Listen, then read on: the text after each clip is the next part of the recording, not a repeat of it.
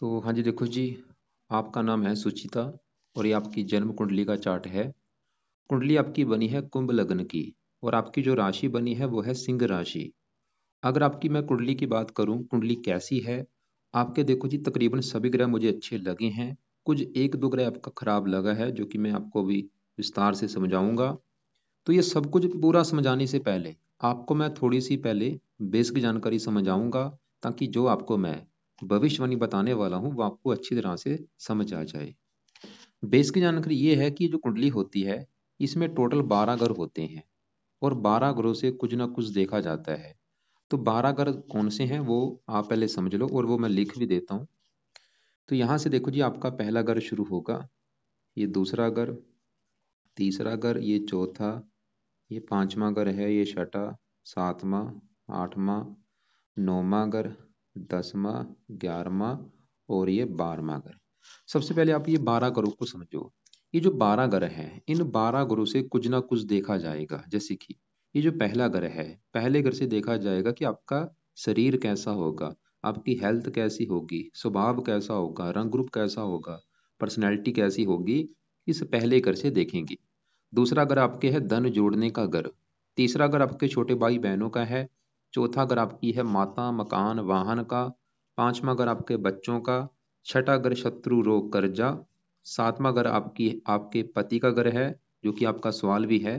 तो सातवां घर है पति का घर। आठवें घर से आपकी उम्र कितनी है वो देखेंगे। नौवें घर से आपका भाग्य देखा जाएगा। 10वां घर है आपके नौकरी कारोबार का। 11वां घर आपके बड़े भाई बहन, इच्छा पूर्ति। और 12वें घर से आपके खर्चे देखेंगे। तो आपने देखो जी, दो बातें मेरी नोट कर लेनी है। पहली बात, आपको जो मैंने 12 घर बोले हैं वो याद कर लो। दूसरी बात, इन 12 घरों से क्या क्या देखा जाएगा वो याद कर लो। अब आप ये देखो कि आपने देखना क्या है, क्या आपका सवाल है। जैसे कि अगर आपका सवाल है आपकी माता को लेके कि आपकी माता कैसी होगी, तो ये चौथा अगर आपकी मैंने माता का बोला है, तो माता के लिए हमें चौथा घर देखेंगे। और चौथे घर में देखो जी क्या लिखा है, दो, जो कि है वृष राशि। वृष राशि का मालक है ये शुक्र। तो आपकी माता के लिए हमें शुक्र को देखना पड़ेगा। ऐसे ही ये पहला अगर आपका मैंने शरीर बोला था कि आपका शरीर कैसा होगा, सेहत कैसी होगी, अगर ये जानना है, पहला घर देखेंगे। और पहले घर में लिखा है 11, जो कि है कुंभ राशि, मालक बना शनि। तो आपकी हेल्थ देखनी है, शनि से देखेंगे। तो अब देखो जी, मेरा कहने का मतलब ये है कि आपने जो कुछ देखना है वो घर देखो, और उस घर का जो मालक है वो मालक आपने देखना है कि मालक है कौन, कहाँ जाके बैठा है, कैसा है, अच्छा है या बुरा है। तो मोटा मोटा आपको बेसिक जानकारी समझ आ चुकी है। अब बात करते हैं भविष्यवाणी की। भविष्यवाणी में देखो जी, सबसे जरूरी होती है ये जो 9 ग्रह होते हैं, ये 9 ग्रह एक्टिवेट कब होते हैं, जब इनकी चलती है दशा। और दशा जो होती है वो दो प्रकार की होती है, एक महादशा, एक अंतरदशा। जो महादशा होती है ये बड़ी होती है, जो कि आपके ऊपर चली हुई है राहु ग्रह की। इसका मतलब ये है कि आपके जीवन के ऊपर अभी वर्तमान में जो बड़ा असर है वो है राहु ग्रह का, क्योंकि राहु की महादशा आपके ऊपर चली हुई है। और ये दशा कब चली है, नौवां महीना 19 से चली है, और ये काफी लंबी दशा है, 37 में खत्म होगी। और राहु का आपके ऊपर कितना असर है, 80%। मतलब आपकी 100 में से जो 80% लाइफ है, वो 80% अभी आपके साथ जो भी कुछ हो रहा है राहु की वजह से हो रहा है। जो भी आप खा रही हैं, पी रही हैं, काम कर रही हैं, सोच भी रही हैं, जो सोच रही हैं, क्या सोच रही हैं, वो राहु की वजह से हो रहा है। और बाकी बचा 20% आपके ऊपर असर है गुरु का, जिसकी चल रही है अंतरदशा। ये पांचवा महीना 22 से चली हुई है और 10वां महीना 24 में खत्म होगी। तो मैंने अभी आपको क्या बोला, ये जो 9 ग्रह होते हैं इनका जो असर है वो हमारे ऊपर कब पड़ता है, जब इनकी चलती है दशा। और दशा मैंने बोला है दो प्रकार की होती है, महादशा और अंतरदशा। महादशा बड़ी होती है, जो कि आपके ऊपर चली हुई है राहु की, और राहु का आपके जीवन के ऊपर है बड़ा असर। 100 में से 80% असर आपके ऊपर राहु का है। अब हम आपके सबसे पहले राहु की ही बात करेंगे कि राहु अच्छा है या बुरा है। अगर तो आपका राहु अच्छा हुआ, फिर क्या होगा, इसकी जो दशा चली है इसमें आपके साथ अच्छा ही अच्छा होगा। लेकिन अगर आपका राहु बुरा निकला, फिर आपको ये बुरे फल देगा। अब अगर आप मेरे से पूछते हैं कि राहु अच्छा है या बुरा है, तो राहु देखो जी आपका यहाँ पे बैठा है 5वें घर में। यहाँ पे देखो राहु ये 5वें घर में आके बैठा है। और ये जो पांचवा घर है, ये घर आपको मैंने बोला था ये आपके बच्चों का घर है, कि आपके बच्चे कैसे होंगे इस पांचवें घर से देखेंगे। और पांचवा घर आपकी पढ़ाई का भी है, कि आप कितना पढ़ा लिखा होंगी। पांचवा घर आपकी बुद्धि का भी है। अब देखो जी, मैंने आपको सबसे पहले बोला था घर का मालिक देखा जाता है। पांचवा घर किसका है? बच्चों का। तो बच्चों के लिए क्या देखना पड़ेगा? पांचवें घर का मालिक। और पांचवें घर में देखो क्या लिखा है? 3, जो कि है मिथुन राशि। मिथुन राशि का मालिक कौन है? बुध। तो आपके बच्चों के लिए हमें बुध को देखना पड़ेगा। और पांचवा घर पढ़ाई का, पढ़ाई के लिए बुध को देखना पड़ेगा। और बुध के अलावा पांचवें घर में राहु बैठा है, राहु को भी देखेंगे। मतलब आपके अगर बच्चों का सुख देखना है, आपकी पढ़ाई देखनी है, पांचवा घर देखेंगे। और पांचवें घर का मालिक बुध भी देखा जाएगा, और बुध के अलावा पांचवें घर में राहु बैठा है, राहु को भी देखा जाएगा। मतलब 2 ग्रह देख के डिसाइड होगा कि आपके बच्चे कैसे होंगे, आप कितनी पढ़ी लिखी होंगी। अब देखो जी, पांचवें घर के मालिक बुध की हम बाद में बात करेंगे, अभी पहले हम पांचवें घर में राहु की बात करते हैं। तो राहु आपका पांचवें घर में, यहाँ पे जो 3 लिखा है, ये है राहु की उच्च राशि। मतलब आपका जो राहु है वो उच्च का बैठा है, जो कि आपके लिए एक बहुत अच्छी बात है, क्योंकि जो ग्रह उच्च का होता है वो बहुत अच्छा माना गया है। तो सवाल की राहु अच्छा है जब बुरा है, अब आपके मन में होगा। तो राहु देखो जी, फिर भी आपको 100 में से 50-60% देगा अच्छे फल ही, लेकिन 40% फिर भी आपको खराब फल देगा। आप ये समझ लो कि राहु आपको आधे अच्छे फल देगा, आधे खराब फल। राहु देखो जी, पांचवें घर में जब भी बैठेगा उच्च का, ये आपको काफी पढ़ा लिखा बनाएगा, बुद्धिमान बनाएगा, संतान का सुख अच्छा है। वैसे राहु पांचवें घर में बैठ के कई बार क्या होता है, कन्या संतान ज्यादा पैदा कर देता है। पुत्र कम होता है या होता नहीं, या देरी से होता है। और ये कई बार गर्भपात भी कराता है, बार बार गर्भपात होना, या संतान का ऑपरेशन के द्वारा होना, पहली कन्या होना, ऐसी वैसी कंडीशन बनाता है। राहु की 3 दृष्टियां, पांचवी यहाँ पे, नौवीं पहले घर के ऊपर पड़ेगी, आपको बुद्धिमान बनाएगा। लेकिन 11वें घर को दिख रहा है नीच राशि, 11वें घर की थोड़ी सी हानि करेगा, आमदन को लेकर दिक्कतें। अभी मतलब राहु की दशा में सबसे बड़ी दिक्कत होगी, आमदन संबंधी दिक्कतें आएंगी, आपको धन संबंधी दिक्कतें आएंगी। और जो भी आपका काम काज होगा उसमें प्रॉफिट आपको पूरी तरह से नहीं मिलेगा। और पांचवें घर में राहु बैठ के ये शेयर मार्केट में भी रुचि पैदा करते हैं, शेयर सट्टा लॉटरी आदि इन चीज़ों में रुचि पैदा कर देते हैं। तो आपकी इन चीज़ों में रुचि भी होगी, और वैसे इन चीज़ों में आपको फायदा भी होगा, शेयर सट्टा लॉटरी आदि में अगर आप धन लगाती फायदा भी होगा। लेकिन अब देखो जी, जो राहु है, सवाल की मैंने आपको बोला कि बुरा भी होता है, क्योंकि राहु क्या है? राहु देखो जी, एक है दानव ग्रह। जैसे गुरु देवता है, राहु एक अच्छा ग्रह नहीं होता, ये दानव ग्रह है। ये जितना मर्जी अच्छा हो, जैसे कि आपका बहुत अच्छा है, लेकिन फिर भी मैं क्यों बोल रहा हूँ खराब फल देगा, उसका कारण है ये दानव ग्रह है। दानव होने की वजह से ये बुरे फल भी जरूर देता है। क्या बुरे फल देता है? ये जब भी इसकी दशा देखो जी आती है, किसी भी बंदे के ऊपर दशा जब इसकी आ जाती है, उस बंदे की लाइफ में दिक्कतें आनी शुरू हो जाती हैं, परेशानियां आनी शुरू हो जाती हैं, कामों में रुकावटें आनी शुरू हो जाती हैं, मानसिक चिंता होनी शुरू हो जाती हैं, बीमारियां लगनी शुरू हो जाती हैं, क्योंकि इन चीजों का राहु कारक है। और आप चाहे नोट कर भी लेना कि जब से ये राहु की दशा चली है, 9वां महीना 19 से, पिछले देखो जी 2-3 साल हो चुके हैं, आप नोट कर लेना चाहे कि जब से ये दशा चली है, हाँ, तब से ही भाई मेरी लाइफ में दिक्कतें आ रही हैं, कोई ना कोई दिक्कतें आ रही हैं, क्योंकि ये लगन को देख रहा है। आपको मानसिक चिंता देगा, डिप्रेशन का शिकार भी बनाता है, हेल्थ भी खराब करता है, अजीब सा डर लगा रहता है कि मेरे साथ ये ना हो जाए, मेरे साथ हो ना हो जाए। होता कुछ नहीं, अजीब सा डर लगेगा, वहम होगा, क्योंकि राहु इन चीजों का कारक है। नोट कर लेना, ये मत सोचना कि अपनी तरफ से बोल रहा हूँ, नोट कर लेना चाहे कि जब से ये राहु की दशा आई है, तब से ही कोई ना कोई गड़बड़ हो रही है लाइफ में। लेकिन फिर भी आपके लिए चलो अच्छी बात यह है, क्योंकि आपका राहु उच्च का बैठा है। अगर राहु आपका खराब होता, आपको उल्टा टांग देता, क्योंकि राहु इतना बुरा फल देता है, बंदे से जरा नहीं जाता, हजारों दिक्कतें पैदा कर देता है। दिक्कतें, परेशानियां, रुकावटें, आपका फिर भी उच्च का है, अच्छे फल भी पैदा करेगा, लेकिन बुरे फल भी देगा। लेकिन अगर आप चाहती हैं कि जो राहु की दशा चली है भाई, ये मेरा बिल्कुल अच्छा हो जाए, इसमें मुझे कोई दिक्कतें ना आए, और आप ये भी लिख लो कि अगर आपने राहु को सही कर लिया, क्या क्या फायदे होंगे। मानसिक चिंता खत्म हो जाएगी, अगर आपका डिप्रेशन हो रहा है वो खत्म हो जाएगा, हेल्थ अच्छी रहेगी। और भी संतान संबंधी मैंने बोला था, ये संतान संबंधी थोड़ी सी दिक्कतें पैदा कर सकता है, वो दिक्कतें नहीं आएंगी। कई फायदे होंगे, और जो अच्छे फल हैं इसके वो कई गुना बढ़ जाएंगे। जैसे कि ये शेयर सट्टा लॉटरी आदि में रुचि पैदा करेगा, उसमें अगर आपको कोई दिक्कतें आ रही वो नहीं आएंगी। सर शेयर सट्टा लॉटरी में आदि में आपको फायदा होगा, प्रॉफिट होगा। तो सवाल ये है कि राहु के लिए किया क्या जाए। तो आप इसके लिए सबसे पहले तो इसके मंत्रों की जो संख्या है वो पूरी करो, जो कि है 18,000।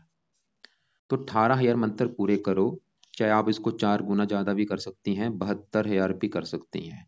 तो आपने एक तो पहले तो ये मंत्र एक बार पूरे करो, मैं तो बोलूँगा 72,000 एक बार कर लो कम से कम। मंत्र है ओम राम राहवे नमः। शनिवार से शुरू करना है संकल्प लेके। हो सकता है आपने पहले कर रही हो, आप नहीं कर रही तो कर लेना, शनिवार से शुरू करना, संकल्प लेना। कैसे लेना, आप ये बोलना कि हे राहु देवता जी, मेरा नाम सुचिता है, मेरी जात ये है, गोत ये है, आपकी मेरे ऊपर चल रही है बड़ी महादशा, और मैं चाहती हूँ दशा मेरी अच्छी जाए, मेरी हेल्थ अच्छी हो, मैं मानसिक चिंता से बचूं, संतान के घर में बैठे वहाँ उसको लेकर कोई दिक्कतें ना आए, और भी आपके जो अच्छे वाले वो प्लीज मुझे मिले। इसलिए मैं आपको प्रसन्न करने के लिए आपके मंत्रों को सिद्ध करने जा रही हूँ। तो इस प्रकार आप संकल्प लेके ये मंत्र पूरे करो। सबसे पहला आपका काम है ये मंत्र आपने सिद्ध करने हैं, चाहे 18 कर लो, चाहे 4 गुना ज्यादा 72 कर लो।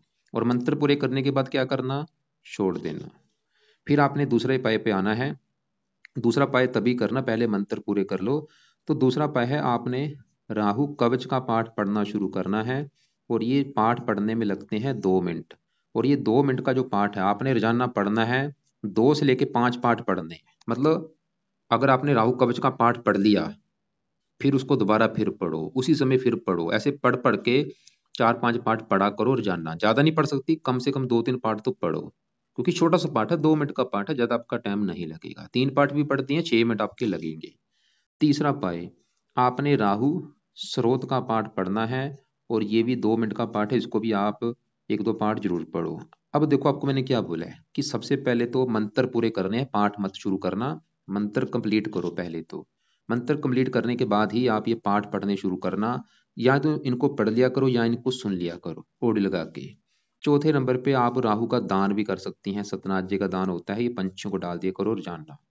इसके अलावा देखो जी, एक आपको वीडियो भेजूंगा राहु की 25 पाए वाली, उसमें से राहु के 25 पाए देखो क्या क्या है, उसमें से भी जो उपाय आपको सही लगे वो भी आप कर लेना, क्योंकि जितने ज्यादा आप उपाय करेंगी उतना ही फायदा होगा।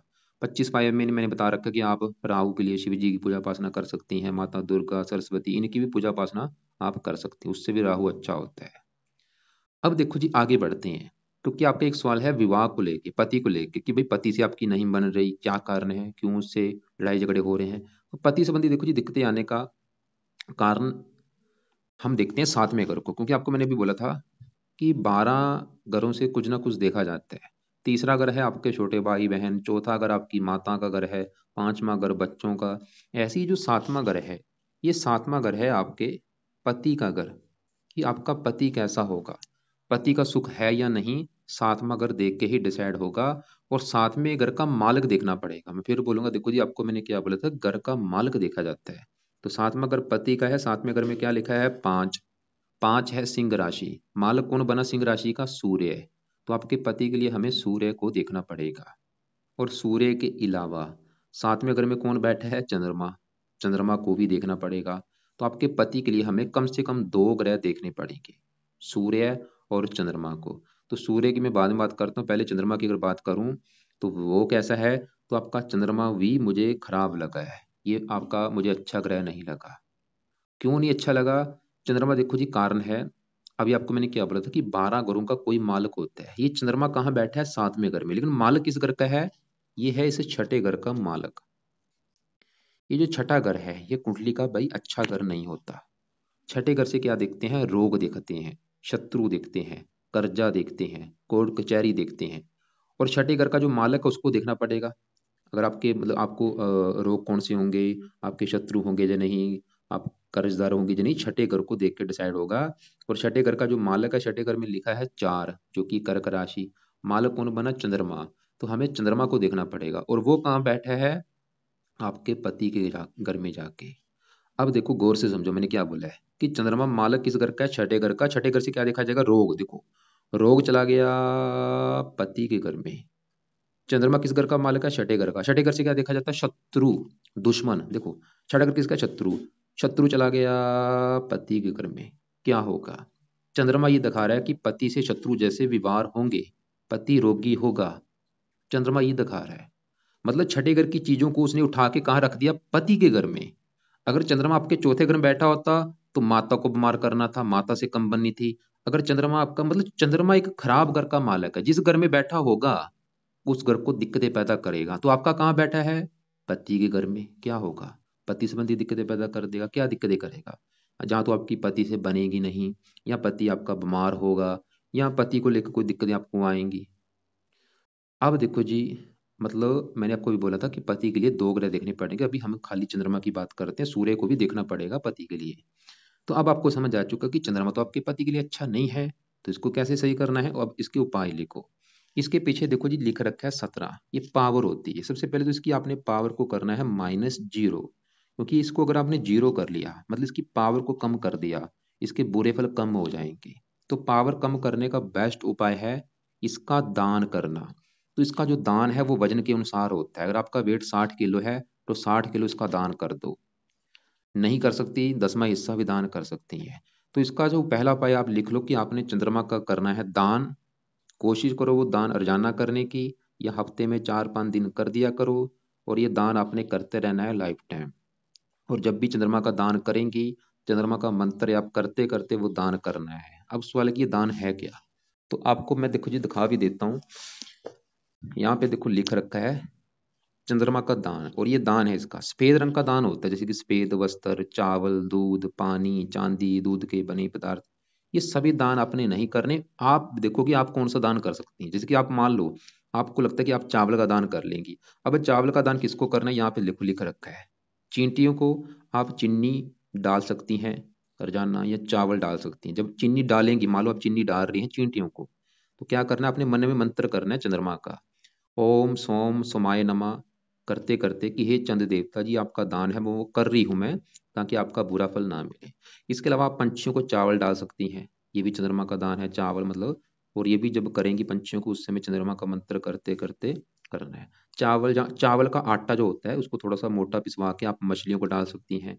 सभी नहीं करने, जो आपको सही लगता है आप कर सकती हैं वो करो। जरूरतमंदों को पानी पिला सकती हैं। लेकिन जो बेस्ट है, ये पहले 2 नंबर वाले उपाय बेस्ट हैं। दोनों आप आसानी से कर भी लेंगी, ये दोनों आपने करनी है। यहाँ पे लिख रखा है बुजुर्ग पुजारन या ब्राह्मणी को आप सफेद चावल ये आप कर सकती हैं। और ये कोशिश करो, क्योंकि देखो जी चावल एक मुट्ठी लेके आप रोजाना पंछियों को डाल लेंगी आसानी से, जो कि बिल्कुल कम खर्चे वाला उपाय है। थोड़ी सी चीनी लेके चींटों को आप डाल सकती हैं रोजाना, इसमें कोई ज्यादा खर्चा नहीं आएगा। तो पहला उपाय लिख लो आपने, क्या मैंने बोला है कि पहला उपाय आपने चंद्रमा का करना है दान। और कोशिश करो रोजाना करने की, नहीं तो हफ्ते में 4-5 दिन तो किया करो। दूसरा पाए आपने चंद्रमा के भी मंत्रों की जो संख्या है 11,000, ये 11,000 या इसको 4 गुना ज्यादा कर लो, 44,000 मंत्र एक बार पूरे करो। और ये कब करने हैं, पहले तो राहु के मंत्र पूरे करो। अभी मैंने जैसे बोला था कि शनिवार से राहु के मंत्र स्टार्ट कर लो। मान लो अपने राहु के मंत्र स्टार्ट कर दिए, और आपका हो सकता है ये मंत्र पूरे करने में 2-3 महीने लग जाए राहु के। और जब आपने मान लो राहु के मंत्र पूरे कर लिए, फिर क्या करना, फिर आपने चंद्रमा के मंत्र स्टार्ट करने हैं। और जब चंद्रमा के मंत्र स्टार्ट करेंगी, वो सोमवार का दिन होगा, सुबह के टाइम स्टार्ट करने हैं, रोजाना सुबह के टाइम ही पढ़ने हैं।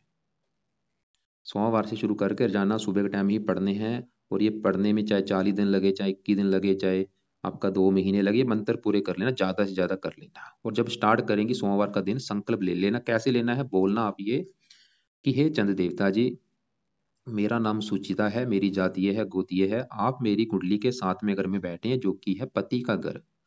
और मुझे पता चला कि आपकी वजह से मुझे पति संबंधी दिक्कतें जो आ रही हैं कि पति से नहीं बनती। प्लीज मैं आपसे चाहती हूँ कि आपका जो बुरा फल है वो मुझे ना मिले, मेरी पति से अच्छी बने, पति से लड़ाई झगड़े ना हो। इसलिए हे चंद्र देवता जी, मैं आपको प्रसन्न करने के लिए आपके मंत्रों की जो संख्या है वो पूरी करने जा रही हूँ। इस प्रकार आप संकल्प लेकर मंत्र पूरे कर लो। और मंत्र पूरे करने के बाद में चाहे छोड़ देना। फिर आपने इसका भी जो उपाय है वो है चंद कवच का पाठ और चंद स्रोत का पाठ। रोजाना सुबह के टाइम पढ़ने हैं, चाहे एक एक पाठ ही पढ़ना, जरूर पढ़ना। तो मैंने क्या क्या बोला है, कल से चंद्रमा का दान शुरू करो। मंत्र आपने शुरू करने हैं राहु के खत्म होने के बाद सोमवार से। और चंद कवच का पाठ, स्रोत का पाठ पढ़ना शुरू करना है मंत्र खत्म होने के बाद। और चौथा पाए, चंद्रमा के देवता हैं शिव जी, तो आप शिव जी की पूजा उपासना से भी चंद्रमा को अच्छा कर सकती हैं। एक और उपाय है, आप सोमवार का व्रत भी रख सकती हैं। अब आपको मैंने क्या बोला था कि पति के लिए दो ग्रह देखने पड़ेंगे। अभी हमने 7वें घर के मालक सूर्य को भी देखना है, और सूर्य आपका यहाँ पे बैठा है दूसरे घर में। अब सवाल कि भाई सूर्य कैसा है, तो सूर्य कहाँ बैठा है, दूसरे घर में, और दूसरे घर में लिखा है 12 जो कि है मीन राशि। मीन राशि गुरु की राशि है। इस गुरु की मतलब ये जो सूर्य है, ये जिस घर में बैठा है, ये सूर्य गुरु का घर है। जैसे कि देखो जी, मेरा घर हो और मेरे घर में मेरा कोई जो दोस्त है, मेरा क्लास फेलो लगा लो, या मेरा कोई दोस्त मेरे घर में आया होगा, वो मेरे घर का कोई नुकसान नहीं करेगा क्योंकि मेरा दोस्त है, घर में मेहमान बन के आया है। तो सूर्य आपका जो है वो बहुत ही अच्छा है क्योंकि वो गुरु के घर में बैठा है, मित्र राशि है। तो सूर्य आपका है अच्छा। पति चला गया धन के घर में। सूर्य ये दिखा रहा है कि पति के आने के बाद लाइफ में वैसे धन आना शुरू हो जाएगा जब आपका पति धनी होगा। और सूर्य मतलब आपका सूर्य अच्छा है, लेकिन थोड़ा सा हल्का सा, थोड़ा सा सूर्य खराब है। क्यों? कि सूर्य इस घर को पहला घर माने, 1 2 3 4 5 6 7 8, इस घर से 8वें घर में है, इसकी वजह से थोड़ा सा खराब है। मतलब ये भी थोड़ा सा हल्का सा ये दिखा रहा है कि पति से मनमुटाव होगा। अब देखो जी, मैंने दोनों ग्रहों को देखा, सूर्य और चंद्रमा को। मतलब आपको अगर विवाह संबंधी दिक्कतें आएंगी, 100 में से 90% कारण है चंद्रमा और 10% कारण है सूर्य। तो सूर्य का कारण थोड़ा सा है, फिर भी सूर्य का भी आपने एक काम करना है ताकि वो कारण जो है वो आपका ना बने। तो सूर्य के लिए आप सुबह के टाइम सूर्य आदित्य हृदय स्रोत का पाठ किया करो। ये पाठ आपने सुबह के टाइम पढ़ना है, सूर्य आदित्य हृदय स्रोत का पाठ। और खाली खाली बस यही उपाय करो। एक और कर लेना, सूर्य को जल भी दे सकती हैं आप सुबह के टाइम। तो अब देखो जी, मैंने आपको पति के लिए बोला था 2 ग्रह देखने पड़ेंगे, दोनों को हम देख चुके हैं। सूर्य फिर भी तकरीबन अच्छा है, थोड़ा सा बुरा है 10%, लेकिन 90% कारण है चंद्रमा। चंद्रमा कारण क्यों है बता दिया आपको मैंने, उपाय भी बता दिए हैं। सूर्य के लिए भी आपको 2 उपाय बता दिए कि सूर्य को जल दो, सुबह के टाइम पाठ कर लिया करो। तो अब बाकी आपके दूसरे ग्रहों को भी मैं थोड़ा सा कवर कर लेता हूँ। आपका जो शनि है वो काफी अच्छा है, जो कि यहाँ पे बैठा है 9वें घर में। ये है 9वें घर से भाग्य देखा जाता है। शनि इस वाले की कैसा है, ये बहुत ही बड़े लेवल पे अच्छा है क्योंकि शनि एक तो देखो जी 9वें घर में एक अच्छे घर में बैठा है, और बैठा भी यहाँ पे जो 7 है उच्च का बैठा है। और शनि किस घर का मालक है? इस पहले घर का। पहले घर में 11 लिखा है, कुंभ राशि, मालक बना शनि। और पहला घर किसका है? आपका शरीर, सेहत, स्वभाव, रंग रूप, पर्सनैलिटी। इस पहले घर से और पहले घर के मालक शनि को देखा जाएगा, और वो उच्च का बैठा है। तो शनि ये दिखा रहा है कि आपकी हेल्थ अच्छी होगी, पर्सनैलिटी अच्छी होगी, स्वास्थ्य अच्छा, रंग रूप अच्छा, आपको भाग्यशाली बनाएगा, धार्मिक बनाएगा, देश विदेश की यात्रा भी करवाएगा। ये अच्छा है। शुक्र की बात करूं वो भी अच्छा है। शुक्र इस चौथे घर का मालक है, जो कि आपकी माता, मकान, वाहन का घर है। मेहनत घर में बैठा, आपको मकान वाहन का सुख अच्छा मिलेगा, वो ये दिखा रहा है।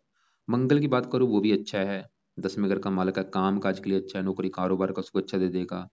गुरु की बात करूं वो 11वें घर का मालक है, और दूसरे घर का धन के लिए अच्छा है, काम आमदन के लिए अच्छा है गुरु। बुध की बात करूं, ये है आपका नीच का बैठा है। देखो जी, बुध भी यहाँ पे ये जो 12 लिखा है मीन राशि में नीच का बैठा है, लेकिन गुरु की दृष्टि पड़ने की वजह से इसका भी नीच भंग राज को बन चुका है। मतलब ये आपको बुरे फल नहीं देगा, अगर देगा भी थोड़ा बहुत ही देगा। तो बुध के लिए आप एक काम कर सकती हैं, आप बुध के जो देवता हैं गणेश जी हैं, गणेश जी की पूजा पासना भी कर सकती हैं। और वो गणेश जी की पूजा पासना कब करनी? जब भी आपका टाइम लगे, सुबह शाम, वो आप कर सकती हैं। गणेश जी की पूजा पासना का मतलब है कि आप गणेश जी का कोई पाठ पढ़ सकती हैं, या गणेश जी का जो मंत्र है वो पढ़ सकती हैं, जो कि है ओम गणपते नमः, वो कर सकती हैं। या गणेश जी के मंदिर जाया करो। तो बाकी देखो जो मैंने पहले आपको बोला था, सभी ग्रह आपके अच्छे हैं। शुक्र अच्छा है, शनि अच्छा है, मंगल सूर्य अच्छे हैं, केतु यहाँ पे उच्च का है, राहु भी उच्च का है, लेकिन राहु मैंने बोला था वो दानव ग्रह है। तो अब देखो जी, आपको मैं एक बार फिर रिपीट करता हूँ कि आपको मैंने क्या क्या बोला है। कि एक तो आपको मैंने बोला था राहु के उपाय करो, सभी उपाय मैंने बता दिए हैं क्या क्या है, एक वीडियो भी अलग से भेज दूंगा, वो भी आप देख लेना। और दूसरे नंबर पे आपके पति के लिए जो दिक्कत आ रही है आपको, वो कारण वैसे राहु की दशा भी है, क्योंकि ये भी थोड़ा सा मन में वहम पैदा करता है। आप चाहे नोट कर भी लेना, जब से राहु की दशा चल रही हो तब से दिक्कत ज्यादा आपकी बड़ी होगी विवाह संबंधी। बाकी वैसे बड़ा करनी चंद्रमा है, उसके आपको मैंने उपाय बता दिए हैं। तो इसके अलावा देखो जी, आपने कुछ आपको मैं अलग से वीडियो भेज दूंगा, सभी को आप देख लेना। फिर भी आपके जो सवाल होंगे, आपने कुछ पूछना होगा, अपने सवालों को पहले लिख लेना, और फिर मुझे कॉल करके पूछ लेना। कॉल आपसे सिर्फ एक बार होगी, इसलिए अपने सवाल पहले लिख लेना, तभी मुझे कॉल करना। और कॉल मुझे करनी है आपने कल दोपहर 2 और 3 के बीच में।